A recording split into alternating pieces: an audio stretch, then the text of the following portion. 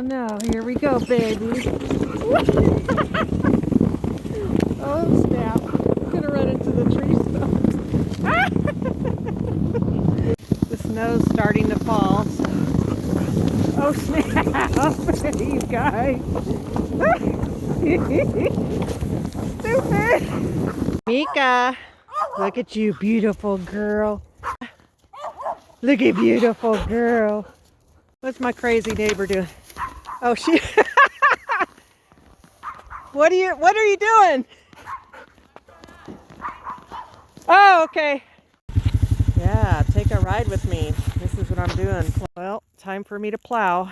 So I'm plowing my driveway and then I'm gonna go up the road and plow all of that.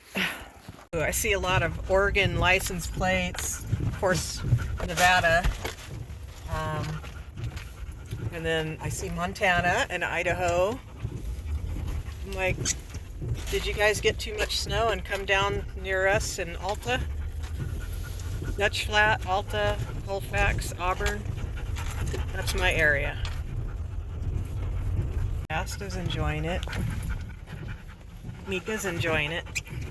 Well, spin out that utility truck. He just spun out really well. He's having fun, I'm sure. Little roundabout here. Let's try to spin out. It won't. Oh well. Good when people get out and drive, because the more they drive, they make road tracks.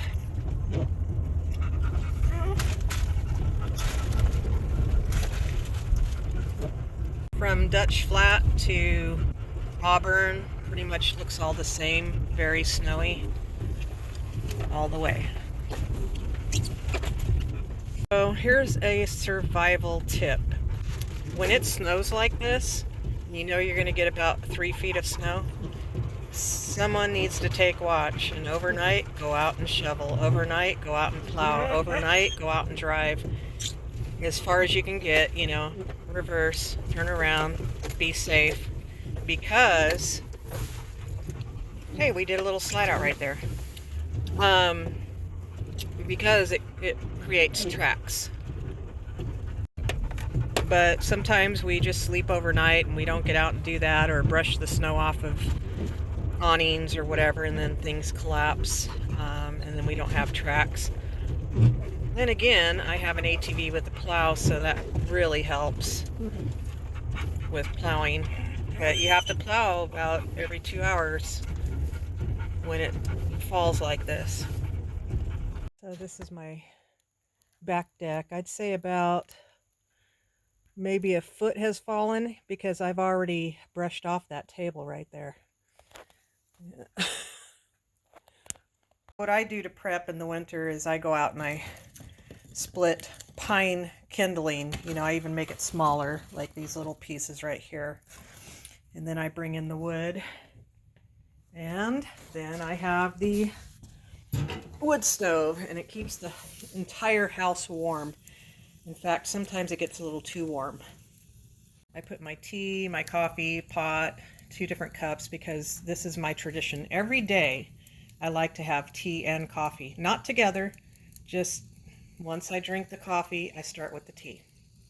So I know a lot of people allow their chickens to be out in the snow and all that. Mine go out and play in the snow, but they have their coop and they have a warming light. Now they don't need to have that. They have feathers, they have each other, but I spoil them for now.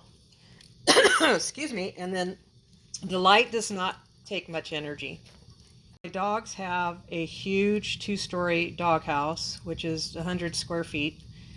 But they stay inside with me, and they go out and play in the snow. And you know, in my area, we get snow 2 days to anywhere from 2 days to a week's worth of snow per year. So it could be 4 inches to 3.5 feet. We just never know. But to me, it's not too strenuous, but it's enough to plow, and people up in the hills know, go get things, you know, store your food. We've already been prepping for years and years and years. So they're ready, you know, they've got their bags of beans and bags of rice and canned foods. A lot of people up here make jerky and jar their foods. They jar fruits and things like that. I think even if you're in the city, like my mom told me when I was living in the city all of my life, I up until 30, oh, I think I was 35, I lived in the city, or maybe, yeah.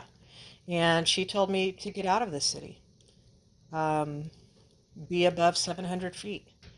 So I did. But prior to that, I started storing food.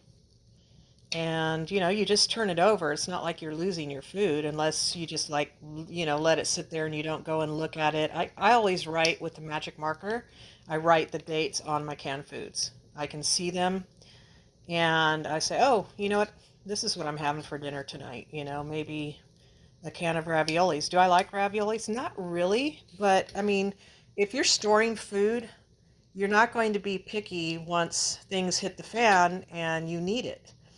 So, same with dog food. If you can't buy a bunch of Blue or Blue Diamond or Wilderness specials, buy the pedigree. It has corn and all that in it, but I want to tell you something. I don't like freeze dried dog food or the chicken feed or anything like that, but this is what they would survive on.